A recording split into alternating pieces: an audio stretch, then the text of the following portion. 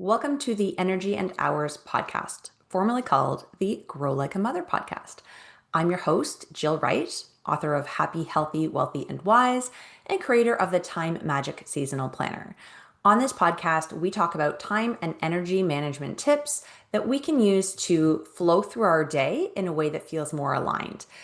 We focus a lot on how to use cyclical energy, seasonal cycles. We talk about productivity. We talk about self-care. We talk about rest. It all comes together in what I like to say is time magic.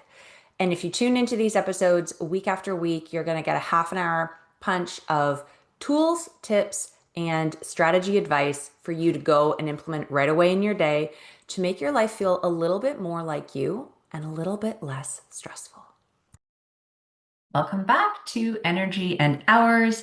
If you've been with me for a while, you may have noticed that my work is evolving. For years, I talked about time management, productivity planning, habits, burnout, self-care, energetics, ADHD, motherhood, business, leadership, as if they were different individually siloed topics. And at first glance, they can look like separate conversations, but after working with hundreds of people, both individually and inside organizations over the past several years, I started seeing some patterns over and over. And what I noticed was that most people aren't actually struggling because they aren't disciplined enough. They're not struggling because they don't care or they're not motivated. They're simply using systems that don't work for their personality type, for their season of life, for their time management style, or they're not using systems at all. We really need to dig into the complexity of each individual life, right? Um, I think for me, this desire to help people in this area stems from my own story of how I suffered from burnout. And if you haven't heard it before, I'll share the Coles Notes versions with you. I, of course, as many of you know, spent years in the hospitality industry, high demand, high pressure, high speed, and decided after my second child was born that I was going to step away from that busy corporate life that included evenings and weekends and step into entrepreneurship, opening up not a corporate, an independent consignment store in the little town that I lived in at the time. And so I got incorporated and I did all the things that I needed to do to get this little business up and running in December of 2019, ready to open in April of 2020. And of course, we all know the story of what happened in early 2020. The retail business was very difficult to get off the ground. I also had two kids who could not be in daycare because they always had a sniffle or a sneeze and constantly needed to be home for 10 days to prove they didn't have the dreaded plague. And that June, my son was diagnosed with autism, which is a whole other journey in and of itself of learning and time and energy spent towards that. And the store simply didn't have as much of me as I wanted to be able to pour into it. And so what I did was I looked for ways to be able to do it all. I looked for ways to be able to be productive, to have better habits, different routines. My partner at the time continued to work out of the home. We didn't have any support in the home because we didn't know if it was safe or not. And it was really difficult to try to manage it all, but I wasn't willing to give up on any of the pieces because I really wanted to be a present parent and a good mom and also run my own business. It was super difficult. And in this adventure, I learned a whole bunch of tools, but none of them really fit my season of life as a young working mother with kids who woke up at the crack of dawn and not a lot of support and just my own self with postpartum depression, anxiety, OCD, all the things made it difficult for me to take this generic time management advice and do anything with it. And that's what started the journey for me is looking at people's individual lives, pulling apart the pieces and saying, okay, what are we really looking at? How can I help you based on what's actually going on? Maybe, people often are navigating caring for older parents and younger kids. They're navigating neurodiversities, they're navigating career changes or relationship breakups or new relationships or entrepreneurship or whatever the case is. Everyone's got something different, but that's the missing piece that productivity doesn't mention. It's this personalization, right? And that's kind of where the time magic method came from. That's where it was born. It's time magic is my approach to sustainable productivity. It combines practical planning and energy management and self-awareness and systems that work with your actual brain and your actual life. There's three main pillars, if you've heard me talk about time magic before. The first is, of course, productivity, but the other two are what allows your productivity to be sustainable: rest and self-care. So when we talk about productivity, we always, in my work, need to weave in the other two pieces of rest and self-care. And that's really what brings in this idea of time magic, right? I'm going to link in an episode to the show notes so that if you're curious why are rest and self-care separate and different, I outline the differences between rest and self-care in that podcast episode. I think it's worth going back and listening to. So if you haven't, I'll link that there. But before we go too much deeper into this episode, we need to sort of uncover the big elephant in the room. Like, Jill, why do we even care? Why is it important to even care about time management? It's cool that you dedicated your life to it and you got your own shit sorted out, but like, why do I care, right? The answer is because we don't actually manage our time in isolation. We don't manage it in isolation from one another, and we don't manage it in isolation between work and home and all the other commitments, right? We manage our energy and our responsibilities and our attention and our emotions and our relationships and our bodies and our homes and our careers and our seasons of life. We manage that all simultaneously. So we need to consider holistically what is going on if we are even going to have a chance at improving our time management. And for me, time management is really life management, right? The goal is not to be the master of time management. No one's giving you a gold star. The goal is a spacious and aligned life that feels good. Time management is one of the tools that you can use to help you get there. Okay. So within the time magic method, there are four main pieces. I'm going to go through this with you today because I think it's worth naming and summarizing for you in case you wanted to also get a handle on one or all of these areas. So the four P's of the time magic method are planning, prioritization, productivity, and personalization. I'm just going to go through them one by one really quick and give you an idea of what we're actually talking about when I say, okay, so when we talk about planning, we're talking about where our time actually goes. Most people think planning means buying a planner and filling it in every hour till it's full to the brim and there's no white space left and creating a perfect schedule. That is not what I'm talking about. When we think about planning like that, it feels really rigid and it feels structured and very restrictive. And so a lot of people don't do it because they want to allow some flexibility into their days, or they know that life happens and you can't possibly ever stick to a perfect plan. But planning is actually more awareness than anything else. It's getting on the offensive so that when life happens, as life tends to do, you're prepared and you're ready to pivot or capitalize on whatever's happening or take advantage of your time. It's really important to look ahead and be proactive when we're looking at how our next week is going to go. We don't necessarily, yeah, plan for your day, but you need to look beyond that as well because 24 hours is simply not enough of a measurement of time to be able to look at ongoing projects or larger goals. And when you consider planning for an entire year, that's too long. So I always like to do a weekly plan and then look at my season of life in sort of a 3-month cycle. That's why the planner, the Time Magic Planner, is built as a 90-day seasonal planner. There is a 12-month version too, if that's more your style. But 90 days is a great amount of time to capture the essence of a season, to really work on something and stay focused while being able to implement your weekly planning ritual, if you will, right? This helps us eliminate some time blindness issues.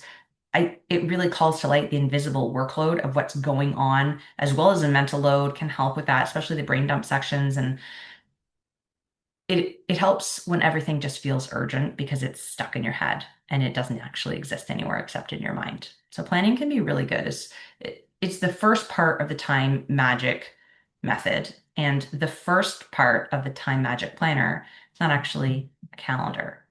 I do highly recommend having a calendar. And I do suggest the time magic planner, but you don't actually need a physical planner or a calendar to have planning in the mix, right? Because it's based on this reflection and intention. It's looking at the whole picture before you start assigning tasks to different days. There are tons of episodes that I've done about weekly planning. I will point you in the show notes to one or two of them. And you can decide for yourself if it's something that is worth having a paper planner. Paper planners for me are always in conjunction with a digital planner because we need, let's face it, we need to have more far reaching We need reminders. We are living in a digital world, but there's so many benefits to actually doing your planning weekly in a paper planner. So I'll link some of my methods and ideas and the episodes I've done on those in the show notes in case you want to dive a bit deeper. For the second P of the time magic method, the second P is prioritization. What actually matters when everything feels important? This is where many of the high achievers struggle, right? Because they're capable of doing so much. The issue then becomes everything feels urgent.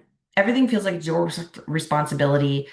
You measure your success against how much you complete. It's very output based, right? Productivity based. And it's hard to determine what gets your attention when. So I teach a ton of different ways to prioritize, including the Eat Your Frog method. We talk about the Eisenhower matrix. There's so many of them. I actually created a freebie download that is one of the pieces of it is the prioritization tools. So go ahead, it's in the show notes, download that, get some of these methods in your inbox, see which one is going to work for you. But there are so many different ways that you can prioritize. And a lot of the ones I talk about are not ones that you are just going to find when you Google like prioritization methods. Some of them are, of course, with a unique twist because that's how I do things, but there's lots of individual, unique ones as well that you may not be familiar with yet if you struggle with prioritization. In the hotel world and in the event world, I found it hard because plans changed all the time, like on a dime. And the flex wasn't having the perfect plan. It was knowing what mattered most when everything happened all at once. So prioritization, figuring out what is the next right step, what is the thing that needs to be worked on. That is a big piece of the puzzle. And that's why it's the second P in the time magic method. The third P is productivity. Obviously, this is a crux of it. This is about creating sustainable systems that help you follow through. This is where most traditional time management advice starts and ends on productivity. It's where we normally associate when we hear the words time management. But I think productivity is just as equally energy management because otherwise you can't sustain your pace. Your output drops and you burn out. And I've been there as I was coming out of the season, or like right smack in the middle of the season I was describing earlier, my body shut down. My adrenals stopped producing cortisol. I had the most horrific full body rash for months and months because of stress and overwhelm and burnout. And it took me a really long time to get a handle on it. So I'm super passionate about helping people identify if they're on that trend towards burnout and seeing what we can do now to preemptively make some changes so that you don't end up in that same spot I did. So don't forget self-care and rest when you consider productivity. Okay. Sustainable productivity is where it's at. The thing about productivity tools, though, is they only actually work when they're attached to the way that you naturally operate. So not all tools are created equal for all people. Some of you guys listening have ADHD or autism or some kind of neurodiversity or some health issue that may be impacting your energy or your mobility or your momentum, right? Some of us have super creative brains. Some of us have very linear brains. Some of us are in leadership roles or we're parents or we're in a different season now than we were before. And all of that matters when we consider which productivity tools are actually going to be helpful for us in this particular season, which is bringing us to our fourth P. Our fourth P is personalization. Different brains, different people need different systems. And I think this is the piece that has been missing from all of the productivity conversations that I have heard. Some people need structure, some people need flexibility. Some of us do well with visual reminders, other people are better with external accountability, right? Some people need quiet, some people need movement and collaboration. It all depends. And there is no right or wrong, and there is no tool that's going to fit everybody. This is why I created the quiz, the Time Magic Quiz. If you haven't taken it, I want you to go. It's in the show notes, it's everywhere. It's 2 minutes, 7 questions, free to take. It helps you understand that your natural relationship with time in this season so that you can stop trying to force yourself into systems that were designed for a different season or a different way of interacting with time, right? So those are the 4 Ps. Every person I work with now, every organization I do a workshop for, our work is built around these 4 pieces of the time magic method. If you're listening and you're like, okay, I'm just a person. I'm an entrepreneur. I'm a mom. I'm a individual, not an organization. I need to get my life back on track. Where do I even start? For your own life, for your own family, for your own business, your own brain, your own schedule, right? That type of thing. You start with the quiz I just mentioned. Understand your style, your time magic style, and get some instant tips that are going to help you get started, get some ideas, start that ball rolling, right? I want you to consume this podcast, go back and listen to past episodes, go over to Substack. There's a lot of great writing that I'm doing over on Substack that goes a little bit deeper into some of these concepts. And if you're ready to start doing some DIY action, do it yourself action, grab a copy of the Time Magic Planner. Get the 90-day version. Test the waters, get your feet wet. This is a tool that brings this method into your week so that you basically have me in your pocket walking you through the system each and every week, and it becomes routine and it becomes automated as you do it. And yes, it is a routine and it builds in the flexibility. You can get the 90-day version or the 12-month version. It helps you consolidate and look holistically at your work life and your home life. And it works with your digital calendar, as I mentioned. So check that out if you are ready to start taking the bull by the horns, if you know what I mean. And if you're looking for a little bit more support, you're like, okay, I've either got the planner or like I'll get the planner, but I also need some extra help, personalized support. You're looking for a timed tune-up. These are my deep dive sessions. They're 90 minutes. It is the most amazing place to start because we get to look at understand where your time is actually going and build systems around your real life to help you move forward, to help you accomplish your goals, to help you get a better handle on the season of life that you are in. So that is a tune-up. If you are listening from an organizational perspective, if you're the boss, if you're the owner of a larger company, if you have a team, if you're a leader in your workplace, the same things that affect us personally affect us professionally, right? And so what I see all the time is teams navigating these overflowing calendars, this constant communication that never stops with the dings and the reminders, all the competing priorities, and truly more information than we could ever need. So what I do with organizations is I come on and I do workshops that either are virtual or in person, you know, depending on where you're at and what you need. But there's four main workshops that I like to offer. Own your hours. We talk about battling burnout. We talk about working with your brain. And then we talk about the time magic method overall. So these are the main structures, and each of them is unique and interconnected. But if you have a group and they need a little bit of extra support, um, sometimes executives have a really difficult time with delegating. Sometimes a brand new team straight out of school has never been taught how to manage time or priorities, follow through deadlines, all of those things. We work and give you practical tools through these workshops. You do the quiz, you have this shared language of understanding what other people's time management styles are and what might help them so you can work better together as a team. And then we do physical supports too, like everybody can get a copy of the planner or the stickers to help remind you, the water bottle stickers, right? Or a copy of my book. There are so many different things that we incorporate into these workshops to make sure that people walk away not only with like an inspired, happy feeling, but also some tools that they can use right away and put into practice. And of course, implementation support afterwards, either for groups or one-to-ones in the form of time tune-ups to help keep the momentum going, because it's one thing to provide this training and this excellent foundation, but that how do people actually get the most benefit out of it? They personalize it, as we talked about, right? So it's helpful, I think, to think about sustainable productivity not as trying to squeeze more into already full days, but we're talking about helping people create really sustainable ways of working with which simply benefits everybody, including the organization and the bottom line, as well as your individual contributors. So big focus and passion of mine is supporting organizations right now. You can find more about that on the website too. But if you're someone who leads a team and wants to know more about how we could work together, please, please, please reach out. And if you found me because you're a parent trying to keep your household running, or you're an entrepreneur building something, or you're a leader supporting a team, or maybe you're just someone who knows that the way that you're managing everything right now is not sustainable, this truly is the work that I'm here to do. Like I said, your best first step is a time magic quiz. That's going to give you your starting point and introduce you to your own relationship with time in a new way.